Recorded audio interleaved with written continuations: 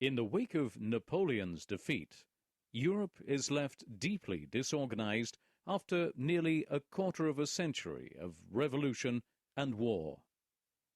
Under the leadership of the four great victors over France, the United Kingdom, Austria, Prussia, and Russia, the European countries meet in Vienna to determine the fate of the territories that were shattered by the Napoleonic conquests and reconstruct a European order. Two principles dominate the negotiations: the preservation of political equilibrium among the powers and the restoration of old dynasties, driven out by the revolutionary wave. The decisions taken in Vienna redraw the political map of Europe. Prussia expands to include a part of the Grand Duchy of Warsaw, Swedish Pomerania, over half of Saxony, and above all, the greater part of the Rhineland. With these acquisitions, Prussia definitively obtains the status of a great European power. Russia secures its takeover of Finland. It is granted trusteeship over the greater part of Poland and removes Bessarabia from the Ottoman Empire. The Tsar thereby continues his march towards Constantinople.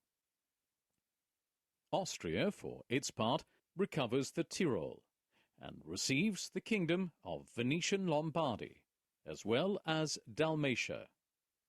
These latter territorial expansions give the Habsburg Empire a southern and Mediterranean engagement.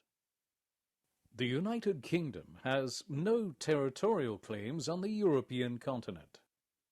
More concerned with developing its colonial empire and ensuring the security of its commercial shipping lanes, it obtains a certain number of islands, such as the islet of Helgoland in the North Sea, as well as Malta, and the Ionian Islands in the Mediterranean.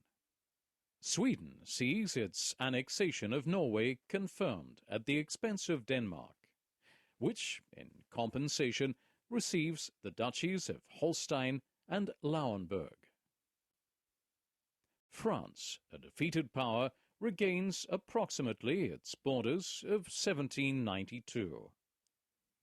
To curb its territorial ambitions, two buffer states are reinforced at its borders.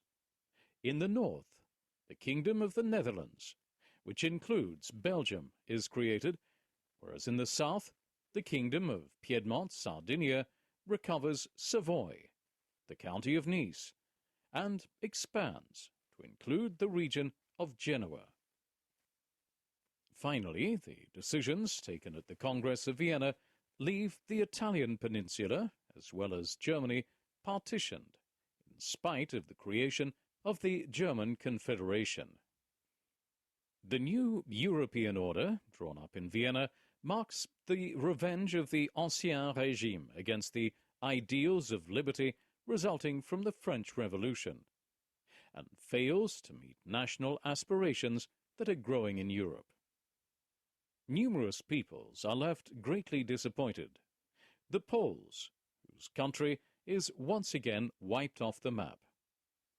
The Belgians and Norwegians subjected to foreign rule. Italian and German patriots who aspire to some form of national unity.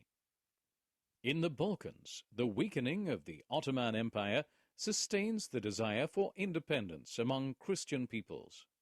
Serbs, Greeks, Bulgars, Romanians.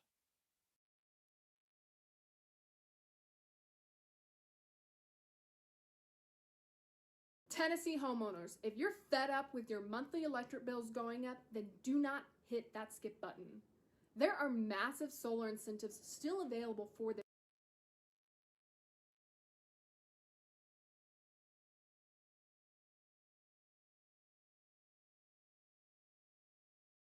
Hi, my name is John Green. This is Crash Course World History, and today we're going to talk about the French Revolution. Admittedly, this wasn't the French flag until 1794, but we